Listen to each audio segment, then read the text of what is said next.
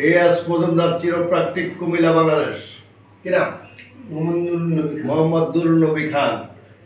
উনি কোথেকে আসছেন? ঢাকা। সাঁতারপুর। ঢাকা সাঁতারপুর। সমস্যা কি? কোমরের ব্যথা। একটু জোরে বলেন।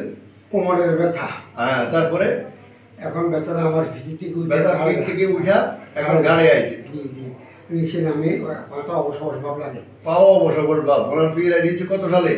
পিএলআই অনেকদিন, কত? 30 বছর কম না, 20 থেকে 25 বছর ওনার পিএলআই। তা আমার এখানে উনি চিকিৎসার জন্য আসছে। আসলে কোনো কাগজপত্র কিছু আর নেই। আচ্ছা, যাই হোক, একটু এখানে শুনতো, একটু শোন, বসেন, পয়সা আরো উঠে।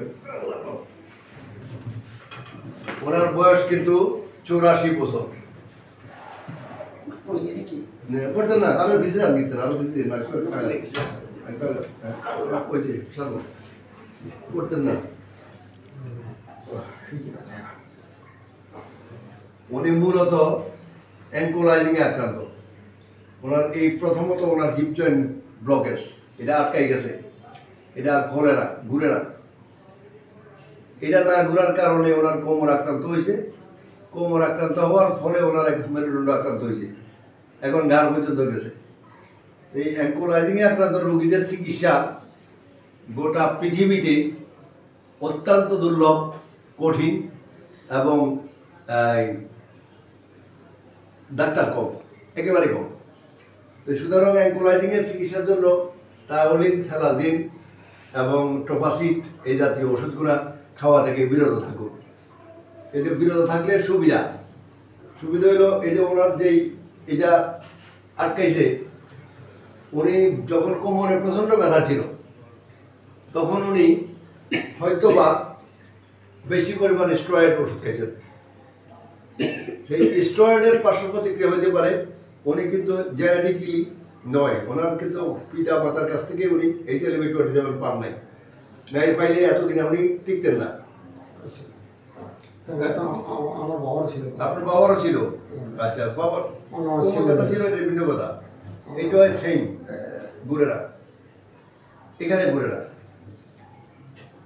বুঝতে পারতেছেন? জি জি জি। এইটা এই হাঁটুতে ব্যথা আছে, এই হাঁটুতে ব্যথা আছে, এটা বড় কথা না। বড় কথা হলো এটা তো ঘুরতে হবে, কোমরটা ঘুরে না, এটা মানে শুকিয়ে গেছে, একদম ড্রাই।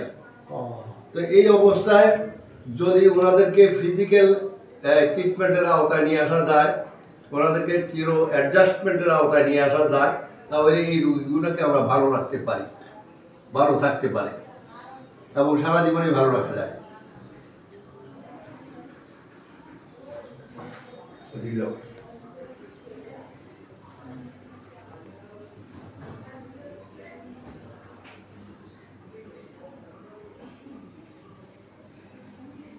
ওনার ঘাড়ের অবস্থা মোটামুটি ভালো আছে।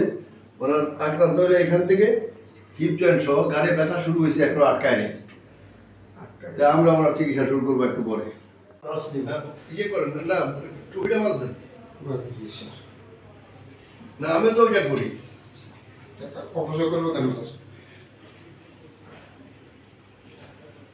একেবারে ইচ্ছা মতো হাঁটেন।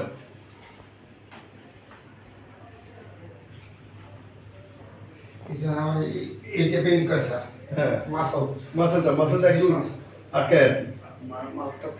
ওখানে পেনের দিন হাঁটতে পারি, আমি হাঁটার খুব অভ্যাস ছিল আমার। না, আপনাকে হাঁটতে হবে, আমরা হাঁটাবো। আমি সারাদিন হাঁটার অভ্যাস ছিল, যখন হাঁটা বন্ধ হয়ে গেছে আমার। আমি স্যার 2-3 মাস হেলে হাঁটছি। ছোটোবেলা যেটা হয় সুস্থ আলাদা করতে যাইতেছি, ওইটা আর কি। আমরা হাইটা কভার দিতে পারলে না ফার্স্ট একজনের মধ্যে সাইড বলে থেকে ঘর কি অবস্থা আর লাগতো না।